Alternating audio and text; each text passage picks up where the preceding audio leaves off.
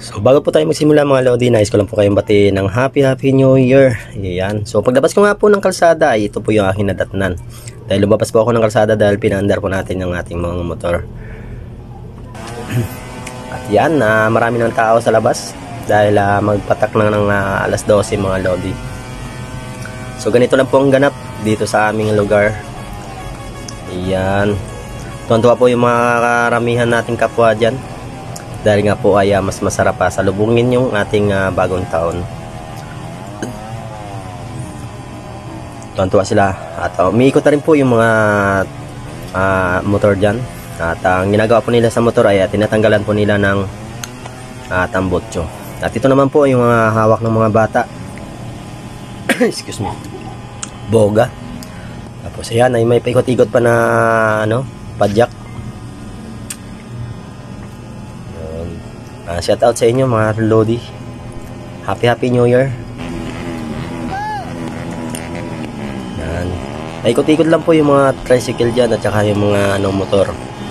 Mga padyak, tapos may mga dumadaan din ng mga kotse. So may nagbabike pa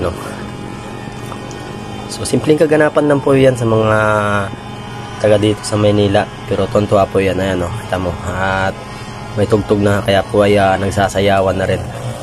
Ito sila ang dalawa papaputok ko ng buga.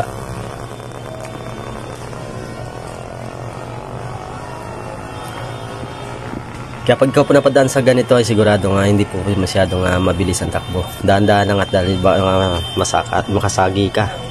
At yun, ate baka lang gamin kayo dalawa. Happy New Year.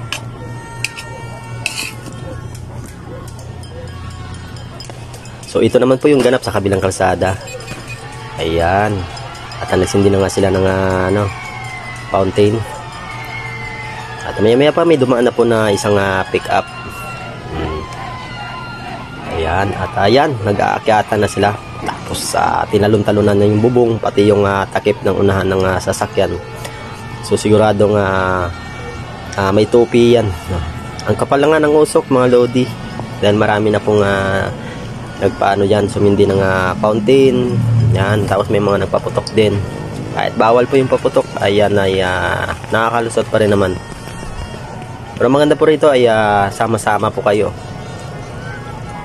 Kalimutan po ng saglit ang problema at damahin muna ang diwa ng bagong taon. So ayan nga, paikot-ikot na yung mga tricycle dito. Yun. Nakakatuwa mga loads kasi nga po ay nasiselebrate natin yung ating bagong taon. Ganito ang mga ganap. Kung ikaw po yun nasa pwesto ng ganito, siguradong masasaya ka din.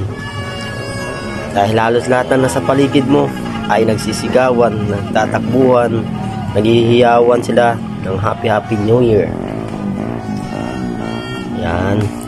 So ito lang po yung ganap dito sa aking lugar. Maraming salamat po. Happy New Year po at masaganang bagong taon mga Lodi.